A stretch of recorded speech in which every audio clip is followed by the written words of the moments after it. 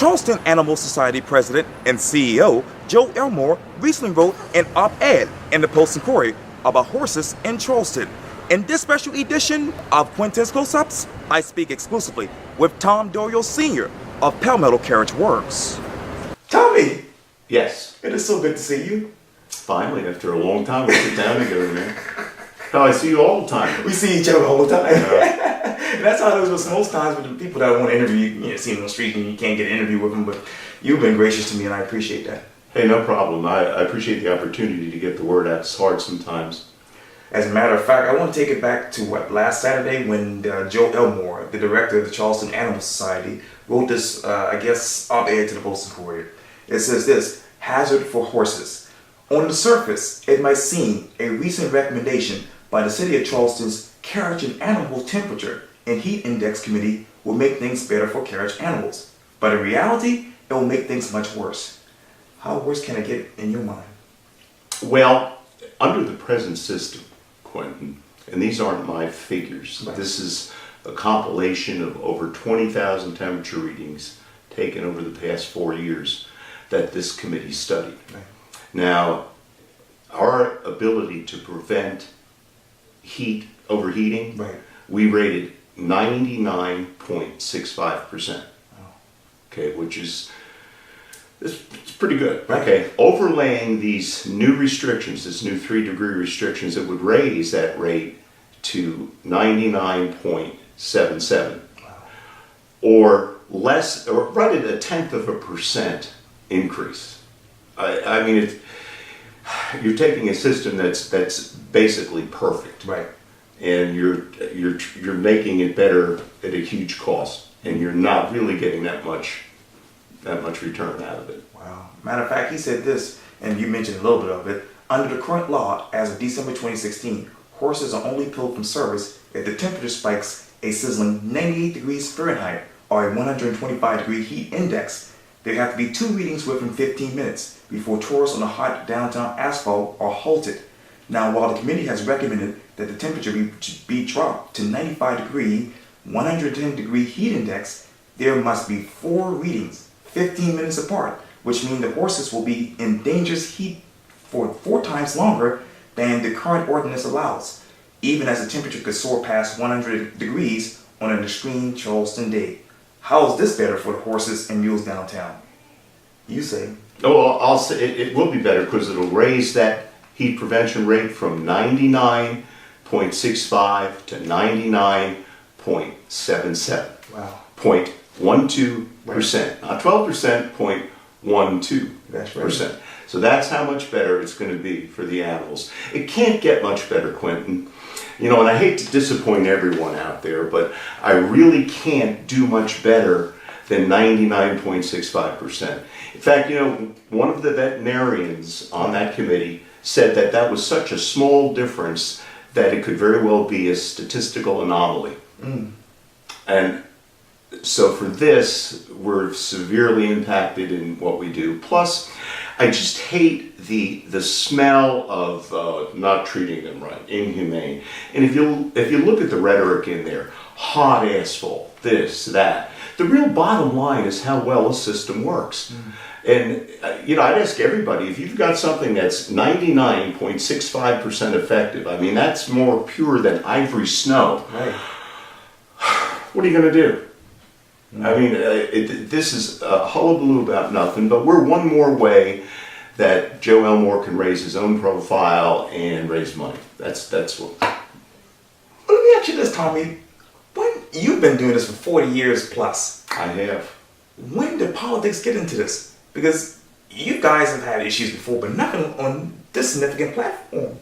Well, you know, sometimes people refer to me as the founder of Palmetto Carriage, but I was not the founder of Palmetto Carriage. I was a young guy that had kids, that had a job that didn't pay enough money to support the kids, so I worked 2 jobs, and this became one of the 2 jobs that I worked driving a carriage. Wow. And I did that, I used to do that from 9 to 3 in the afternoon. Yeah. Then I would leave and go to the county hospital where I worked in the inpatient unit. Wow. At the mental health center. Wow. And what really got me interested in carriages was the dichotomy between the two. You know, one end of my job is working with people at the end of their rope. The other end is tourists who are always happy, good time. Yes. And that's what got me interested in it. And one of the things I really hate, and they throw at me all the time, is greedy. I mean, I was supporting a wife and kids on $5.25 an hour. You know, I did not get into this business because I was greedy. I get into it because I loved it. I really like what I did. And it began with the diapers. That was the first kind of regulation. And it was in 1986 that temperature became the issue. When Dr. Cindy Smith, whose office you can look at right there, Quintin, our vet, literally next door, okay? She and Dr. Merle Irvin, the noted equine vet, got together and they said, you know what? 98 degrees works. If you do this, things should be okay. And guess what? Things have always been okay. Since then, other things have been added. And to me, the most important thing is the taking of an animal's temperature after each tour. That's where those 20,000 plus temperature readings came from. After every tour an animal comes in, their temp.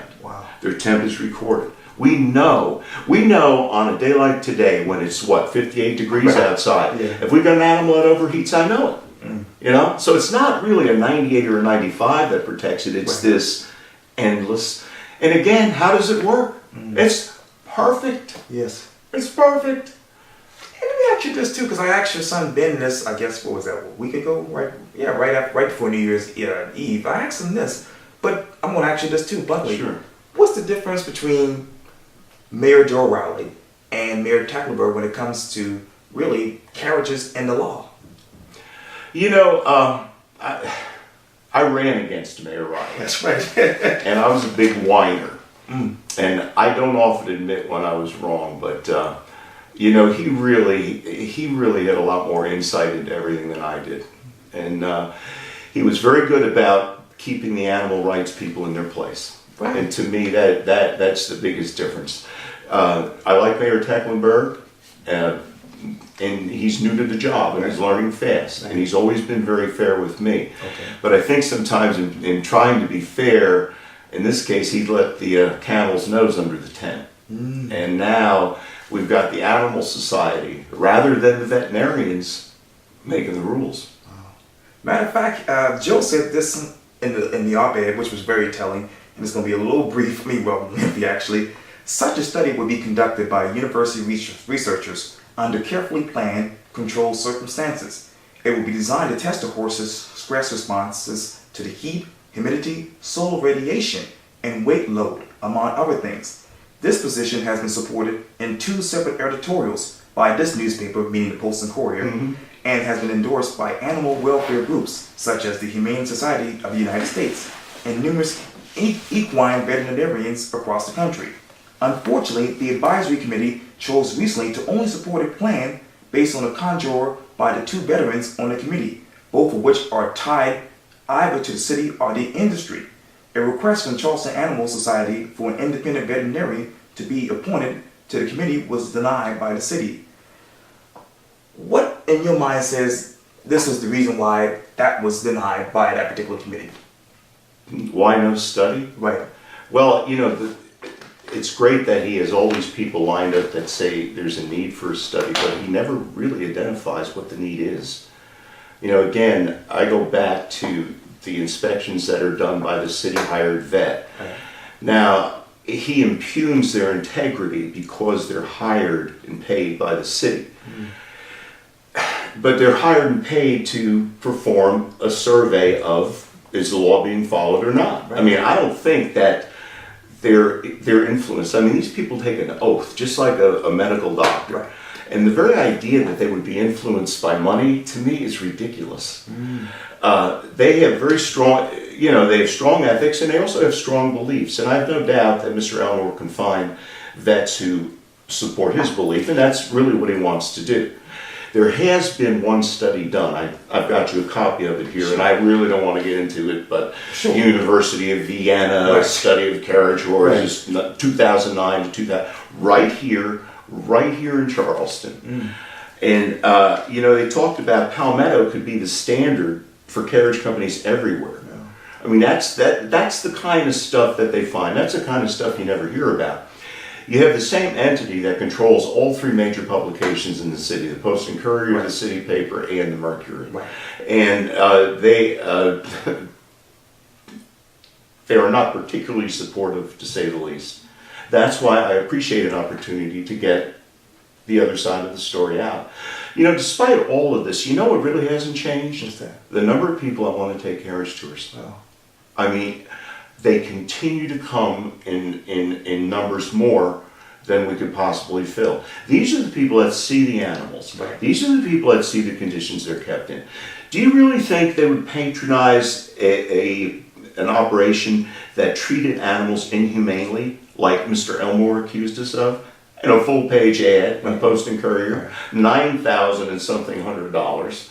I mean, I can't match that. I can't match that. I can't even get an op-ed piece published, or at least not as of yet. and you talk about Joe Elmore's belief. What is that belief as we sit it right now? His belief? Yes, sir. Please don't. I don't want to go in his head. Okay. I have no idea, you know, where he's coming from, and you know, there are a lot of people that just don't like carriages. You know, now if you're buying a carriage and you're in a hurry to go somewhere, you get angry at the carriage driver. I do. You know, I mean, that happens. Yeah. Whether they can pull over or not. And of course, it always looks like they didn't pull over. Right.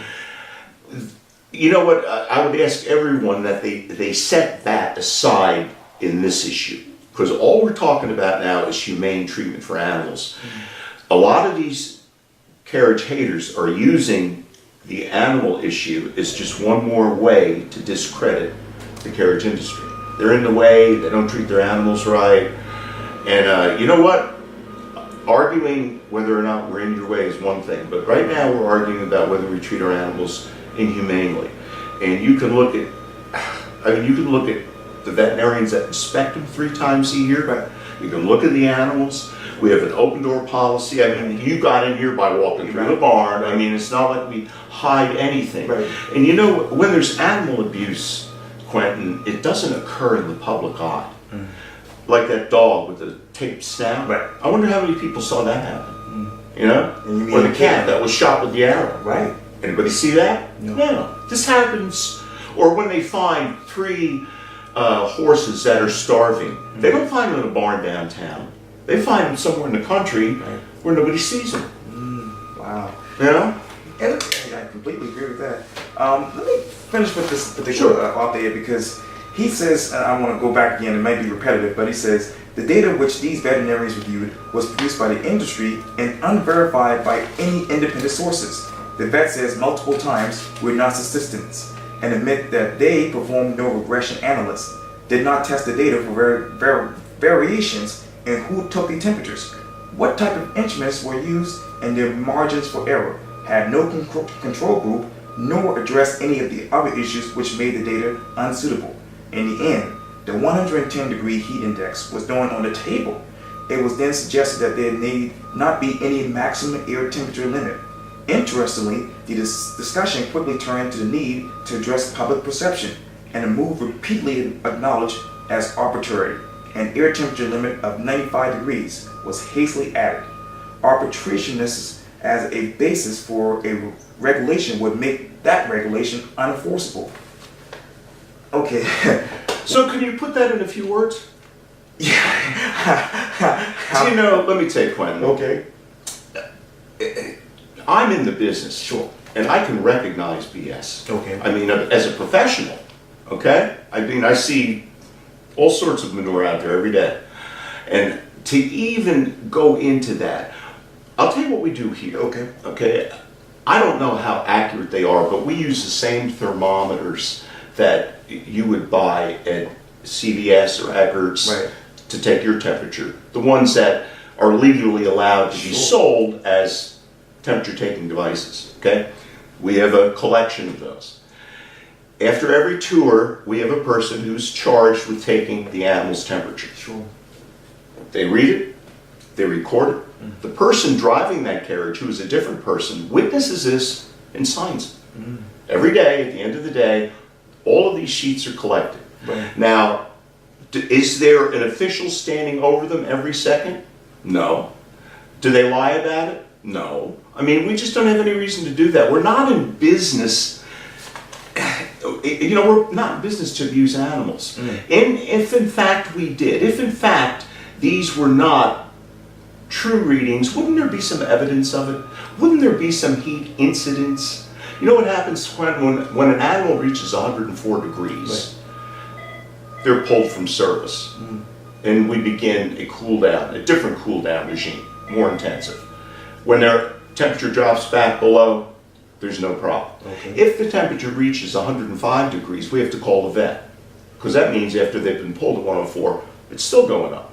Okay, that is where you get your 99.65. That's the percentage of times that never happened. We never went that far. The times it did happen, the vet said, okay, keep up what you're doing, let me know what happens. And you know what happened? The temperatures went down again. That's what happened. And that animal is excused from service for the rest of the day too. So that's how well the system we have works. He can complain all he wants about our process, our procedure, but I really feel we're doing a good job. The city, who is the governing body, really feels we're doing a good job. You know, you can walk in that office 2 doors down and you can look at every single thing that we've got here. I mean, I don't know what more I can do, but you know what? I can tell you this. Whatever I do, it will never be enough for Joe Elmore because he wants carriages gone, period. Wow. You talk about getting the support from the city. What was it like for you guys to get the support from city council and the mayor? You know, actually, up to now, I've really had pretty good luck with city council. You know, a lot of the commissions are named, and some of the breaks we get, I don't think are fair. But that's only my opinion. And you know, there's other people who say they're not fair in the other way, like Joe Elmore. So that's just an opinion. That's another thing too, separating facts from opinion. And the fact is that when we get to city council, I have a much more sympathetic ear there. They listen, they look, and normally I can count on them to mitigate some of the things that go on. Sure.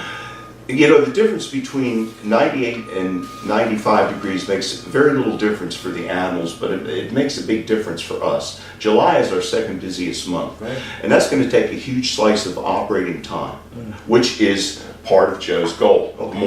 Less operating time, you know, the less income we can create. And believe me, as much money that comes into this place, it goes out just as quick. Keeping a herd of 50 animals, keeping a brace of nearly 100 employees on a day like today. How crowded was the barn today, Quintin? Did you notice? How busy you think we are today? But those bills keep rolling in, and if they can cut off our source of income, that's one giant step towards getting rid of carriages. Well, let me ask you this. Has Joe Elmore ever stepped foot in this building? Never. Never. Let me tell you what I do know. Well, I shouldn't say never, because he may have come in without anyone knowing. They may have come in without saying anything, although why they would do that, I don't know. Because anyone is welcome here. There's some areas you can't go into because we had a kicking incident in the back. But with an employee, we can take you back there and we don't have any problem doing it. You can watch all of this in process. I mean, there's really, that's the most distressing part for me. He's hammering on me, and there's really nothing more I can do in the way of openness. There's nothing more I can do in the way of providing positive facts about what really is going on here. And all we got is Joe and his picture of that horse in the street and his opinion. Wow. And his thousands and thousands and thousands of dollars. Wow. He also said this too. The Charleston Animal Society has made a tremendous effort to navigate a humane middle ground regarding this industry. Charleston Animal Society is not against the use of working animals, but we cannot support the conditions currently in place in Charleston because we do not believe they are humane. We've offered to mitigate issues such as the weight of loaded carriages by purchasing a portable scale for the city to use, but the city is making no efforts whatsoever to enforce this portion of the ordinance, along with other important sections. So he's not only targeting, I guess, the horses and mules, but the weight of the carriages. Where did that come from in your mind? Well, again, you have to think of his goal to get rid of carriages. Now, we are very limited in the number of carriages we can run. The size of the carriage is limited Right. by the city. Right. And we have designed a carriage that can carry 16 passengers. This is well within the limits that the veterinarian said that an animal can pull. Now, he always talks about weight limits. You know, Quintin, it's not the weight that's important. It's the force it takes to pull this. And we're not talking 18th century technology anymore. We're talking 20th century roller-bearing wheels Right. on hard surfaces. Oh, Now, have you ever picked up a car? No. You ever pushed one? No. You never pushed a car? No. I pushed a car a number of times. Wow. And I can do that. I mean, I wouldn't want to push it around the city all day, Right, but I'm right. not a horse or a mule. And one of the things he tries to do is imagine you doing this. Imagine you pulling a carriage full of tourists. Can you imagine? Don't imagine yourself that. I don't want to imagine me sitting here talking to a mule. You know, there are things that each species is suited for. Right. Pulling is certain. That's what mules were bred for.